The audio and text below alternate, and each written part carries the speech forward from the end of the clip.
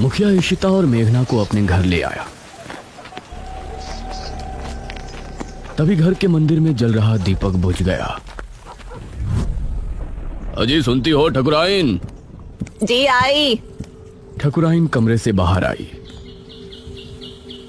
नमस्ते आंटी। नमस्ते बेटा। ओ जी, ये प्यारी प्यारी बच्चियां कौन है? ये दोनों शहर से अपनी पढ़ाई के सिलसिले में आई हैं। हमारे गांव के बारे में लिखना चाहती हैं।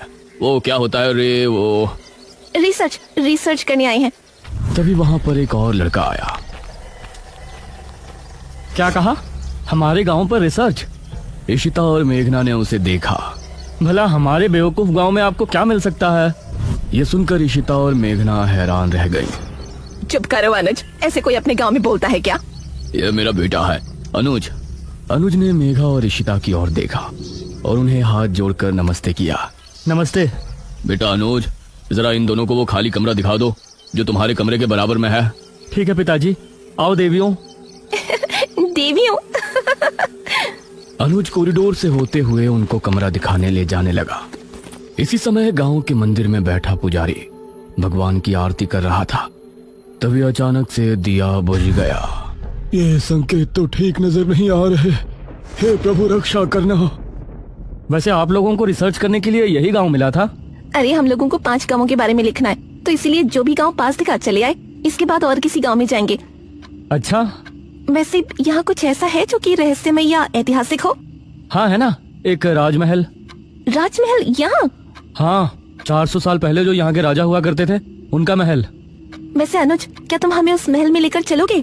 हाँ, तुम लोग जाना चाहोगी तो जरूर। तो ठीक है, रात को जब सब सो जाएंगे तो हमें वहाँ ले चलना। ये सुनकर मेघना इशिता को हैरानी से देखने लगी। रात के समय तुम लोग मजाक तो नहीं कर रहे?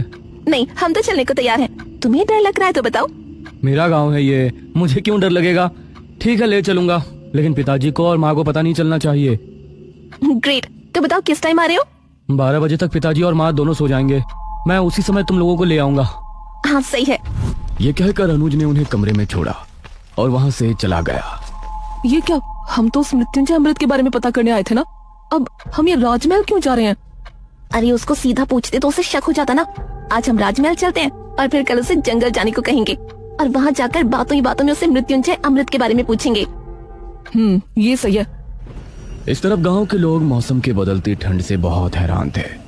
पुजारी बार बार आसमान की तरफ देख रहा था, जहां उसे काला अंधेरा इधर उधर घूमता हुआ नजर आ रहा था। करीब 12 बजे जब मुखिया और उसकी पत्नी गहरी नींद में थे तो अनुज कमरे से निकला। अरे लगता है आ गया। इशिता ने उठकर दरवाजा खोला। हाय अनुज। तुम लोग तैयार हो?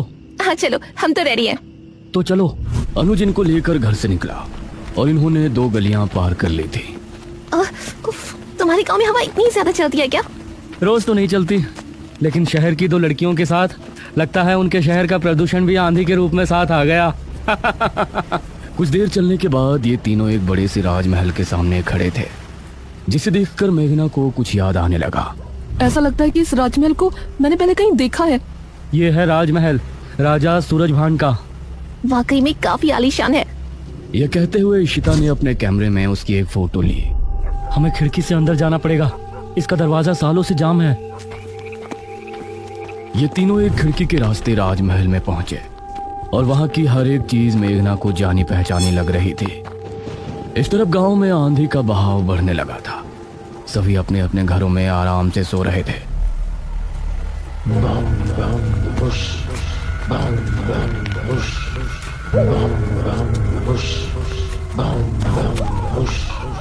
अरे ये आवाज तो निशिरमोलो। गांव के सभी लोगों के दिलों में खौफ उतर आया। उसी समय मुखिया के कमरे में गांव का पुजारी हड़बड़ाता हुआ पहुंचा। मुखिया जी उठिए। मुखिया चौंकता हुआ नींद से जागा। क्या हुआ पुजारी जी, इतनी रात में आप? गांव में निशिरमोलो की आवाज गूंज रही है, सब बहुत डरे हुए हैं। पुजारी जी, ये कैसे हो सकता है? निशिरमोलो यहाँ कैसे आ सकते हैं? वो तो कई सालों पहले सो गए थे। जरूर कुछ ऐसा हुआ है जिससे वो जाग उठे थे। हमारा मन बहुत विचलित हो रहा है। गांव के सभी लोग अपने अपने घरों में जाग चुके थे और डरे बैठे थे। यह आवाज सभी के दिलों में खौफ पैदा कर रही थी। मेघना, इशिता और अनुज तीनों इस बात से बेखबर राजमहल में घूम रहे थे। ये कैसी आवाज है? हाँ, मैंने भी सुनी। ऐसा लग रहा था कि कोई सिपाही भारी जूतों के साथ गलियारे में चहलकदमी कर रहा है, लेकिन दूर दूर तक कोई नजर नहीं आ रहा था।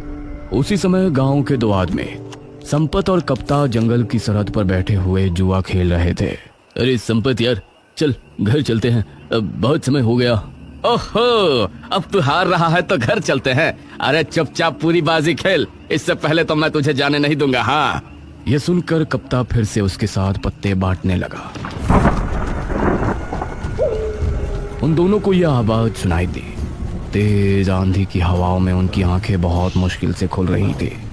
उन दोनों ने देखा कि सामने से 4 आदमी अपने कंधों पर एक ताबूत उठाए मंत्र पढ़ते हुए चले आ रहे हैं। संपत और कप्ता इससे पहले कुछ करते, वो चारों आकर उनके सामने रुक गए। हवा का रुख थोड़ा कम हुआ। वो चारों अपनी लाल चमकती आंखों से संपत और कप्ता को घूर रहे थे। इधर इशिता, मेघना और अनुज को एक दरवाजा खुलने की तेज आवाज सुनाई दी और वो चौंक पड़े। न जाने उस दरवाजे से कौन निकला, जिसको देखकर ये तीनों चौंक पड़े। वहीं संपत और कप्ता के सामने खड़े वो चारों शख्स जो कि निशूर मोलो थे, उनके कंधों पर रखा ताबूत खुल गया और उसके खुलते ही संपत और कप्ता की चीख पूरे गांव के लोगों ने सुनी, जिसे सुनकर सभी गांव के लोग डर गए। ये किसकी चीख थी जी? निशिर मोलो, ये चीख किसी अनहोनी की संकेत थी। निशिर मोलो आखिर कौन है? क्या है मृत्युंजय अमृत? और क्या संबंध है मेघना का इन सब से? इन सभी सवालों के जवाब जानने के लिए हमारे साथ जुड़े रहिए इस कहानी के अगले भाग में भी।